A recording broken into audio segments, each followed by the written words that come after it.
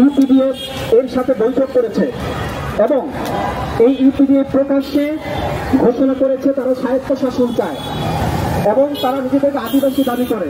আপনারা জানেন বাংলাদেশে যারা আদিবাসী দাবি করে তারা প্রত্যেকেই বিচ্ছিন্নতাবাদী। এদের মধ্যে কেউ হয়তো বা না বুঝে আদিবাসী বলে থাকে, কিন্তু জাতিসংঘের 2007 সালে যে ঘোষণাপত্র, সেই ঘোষণাপত্র বাস্তবায়নের লক্ষ্যে অর্থাৎ পার্বত্য চট্টগ্রামকে বাংলাদেশ থেকে বিচ্ছিন্ন করার লক্ষ্যেই তারা মূলত আদিবাসী স্বীকৃতি চায়। সেই আদিবাসী যারা স্বীকৃতি চায় তাদের মধ্যে অন্যতম একটা সংগঠন হচ্ছে ইউপিডিএফ। এই ইউপিডিএফ পার্বত্য চট্টগ্রামের একটা আঞ্চলিক সশস্ত্র সন্ত্রাসী সংগঠন। এই ইউপিডিএফ শুধু পার্বত্য চট্টগ্রামেই সন্ত্রাসী সংগঠন নয়, ইউপিডিএফ হচ্ছে ত্রিদেশীয় একটা দুষ্কৃত সন্ত্রাসী সংগঠন। এই ইউপিডিএফের সাথে ভারতের সন্ত্রাসী সংগঠনগুলোর সাথে যোগাযোগ আছে।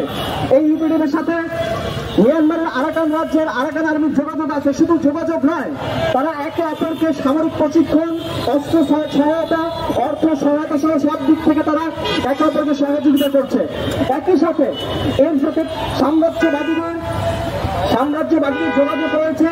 সাম্রাজ্যবাদীরা আমাদের পার্বত্য চট্টগ্রামের একটা অংশ আরাকান স্টেট সহ বেশ বড় একটা অঞ্চল নিয়ে একটা খ্রিস্টান স্টেট তারা তৈরি করতে চায়। আপনারা একাধিকবার এই কথা শুনেছেন। আমরা বলতে চাই তাদের যে ষড়যন্ত্র, সেই ষড়যন্ত্রের প্রথম লক্ষ্য হচ্ছে স্বায়ত্তশাসন আদায় করে নেওয়া। যেই সন্ত্রাসী সংগঠন ইউপিডিএফ প্রকাশ্যে ঘোষণা করে স্বায়ত্তশাসন চায় এবং যেটা একটা প্রতিষ্ঠিত সন্ত্রাসী সংগঠন, সেই সংগঠনের সাথে বাংলাদেশ সরকারের জাতীয় ঐকমত্য কমিশন কিভাবে বৈঠক করে এবং তাদের রাজনৈতিক স্বীকৃতি দেওয়ার জন্য বৈঠক করে একই সাথে আগামী 15ই মে আবার বৈঠক করার ঘোষণা দেয়, সেইটা আমাদের বুঝে আসে না। অন্তর্বর্তী সরকারের ঐকমত্য কমিশন এই সন্ত্রাসী সংগঠনের সাথে বৈঠক করার মাধ্যমে তাদের যে নৈতিক দায়বদ্ধতা বাংলাদেশের সার্বভৌমত্বের প্রতি, সেই দায়বদ্ধতা তারা হারিয়ে ফেলেছে। আমরা স্পষ্ট বলতে চাই যে অন্তর্বর্তী সরকারের যেসব কুশীলব যারা পার্বত্য চট্টগ্রামের বিচ্ছিন্নতাবাদীদেরকে সহযোগিতা করছে, বিচ্ছিন্নতাবাদ উস্কে দিচ্ছে, সেই সব কুশীলবদেরকে অতি দ্রুত ঐকমত্য কমিশন থেকে অপসারণ করতে হবে।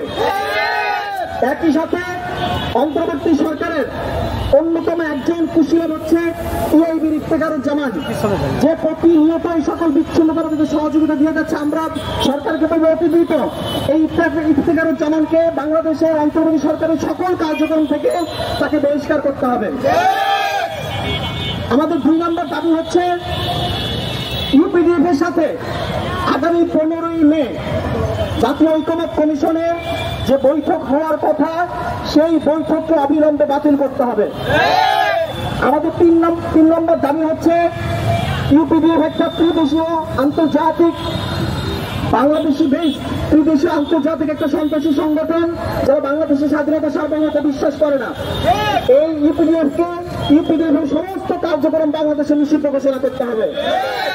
আমাদের 4 নম্বর দাবি হচ্ছে পার্বত্য চট্টগ্রাম থেকে বিচ্ছিন্নতাবাদীদের যে খ্রিস্টানাইজেশন প্রোগ্রাম রয়েছে, এই খ্রিস্টানাইজেশন প্রোগ্রাম অনতিবিলম্বে বন্ধ করতে হবে। আমাদের 5 নম্বর দাবি হচ্ছে পাহাড় থেকে চাঁদাবাজ এবং সকল সন্ত্রাসী সংগঠনগুলোর বিরুদ্ধে অন্তর্বর্তী সরকারকে সার্বিক ব্যবস্থা গ্রহণ করতে হবে। প্রিয় সাংবাদিক ভাইরা, এটা ছিল আমাদের মূল দাবি। এখন পাহাড়ে অনেক বাঙালি আছে, সাধারণ ক্ষুদ্র নৃগোষ্ঠী আছে, যারা বাংলাদেশের স্বাধীনতা সার্বভৌমত্বে বিশ্বাস করে, বাংলাদেশে থাকতে চায়, বাংলাদেশীও থাকতে চায়।